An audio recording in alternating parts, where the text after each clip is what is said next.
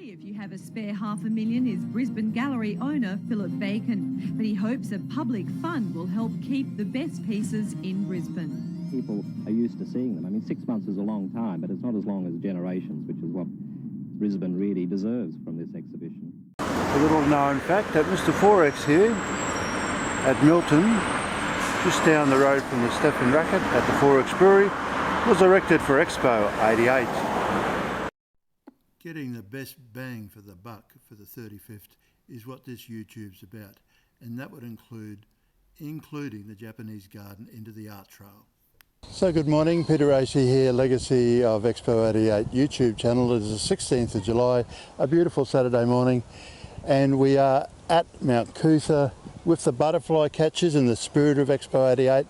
And after the meeting with the Lord Mayor, it was agreed that I do some brainstorming of some suggestions as to how the 35th anniversary of Expo 88 should be celebrated. And in the main, the suggestions we're going to make relate to the Mount Coot-tha Botanical Gardens. And the first thing that I would like to suggest is that we actually strip these back to bring them back to the original bronze that they were cast under. And I was very keen to see the legacy assets for the World Expo 88 art trail look like they were from Expo 88. But in hindsight, that was a mistake. The Be Prepared statue at Kangaroo Point is far more powerful as a piece of artwork promoting World Expo 88 than what these pieces are here, even though I know that they have only recently won a Lord Mayor photographic competition. So that's my first suggestion. And let's just move on within the Botanical Gardens here to have a look at some other suggestions.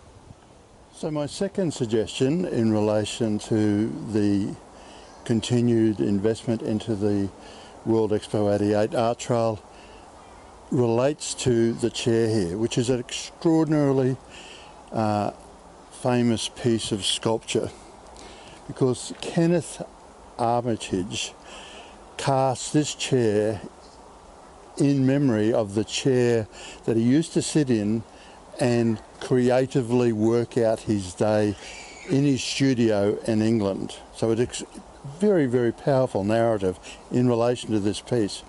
And the previous suggestion to bring the butterfly catchers back to bronze relates to the fact that it would better match the style of this particular piece.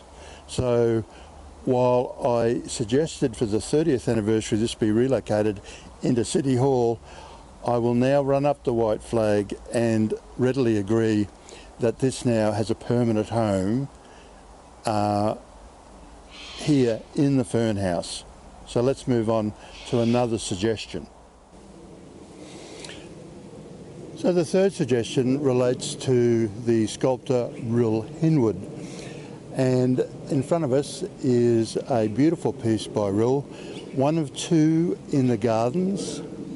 The second one is actually a recycled fountain that the Queen unveiled in front of the Roma Street rail station, and it's been beautifully positioned into a wedding area within the Mount Coot-tha precinct. And my suggestion is that the Sir Thomas Brisbane seat, which is in Roma Street Parklands, which has lost its vitality, its presence and its relevance, be relocated into the Brisbane Botanical Gardens to then sit within a narrative that highlights Rill Hinwood's work, highlights the fact that the narrative of chairs within the Mount Coot-tha garden have resonance, and I think that would achieve a great tourist narrative outcome. So the Brisbane seat relocation into the Brisbane Botanic Gardens makes perfect sense, because the Sir Thomas Brisbane Planetarium is such an important part of the facilities here at the Brisbane Botanical Gardens. So the last suggestion is to have the American photographer, which you can see clipped in, recast in bronze and put up here to make this Mount Coot-tha sign more of a feature. However, the council have recently installed this sign, which was my previously location site.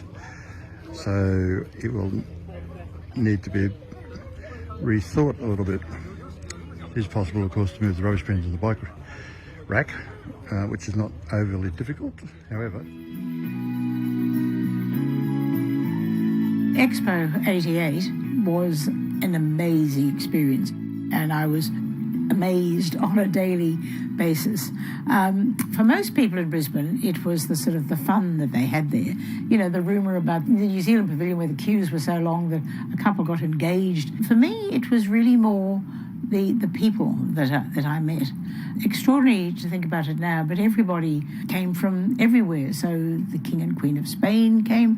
Of course, Queen Elizabeth actually opened it, and Maggie Thatcher and Dennis came, dignitary after dignitary. It was just, there were so many insights into different cultures. But the benefit of Expo for the people of Brisbane was the self-confidence it gave us as a city. You know, the rest of the world is coming to our place and saying it's wonderful. Oh, perhaps it really is wonderful. And we're no longer finding that great southern put down that, you know, oh, Brisbane, why would you want to live in Brisbane? And that's what people thought of Brisbane. I think what I'm proudest of is South Bank, which happened, of course, actually after I had left office. But all the fights and the dramas to save that site, and I'm looking at it, to save that site from being wall-to-wall office buildings. I mean, Joe's plan was, and good plan, was to sell off all that land that had been resumed for Expo for commercial real estate. But I had realised what a wonderful big site, a big open space close to the city, what that can do for a city. And then luckily, during Expo, of course, the people of Brisbane went, wow, wacko, we've got all this. No, we want this to continue.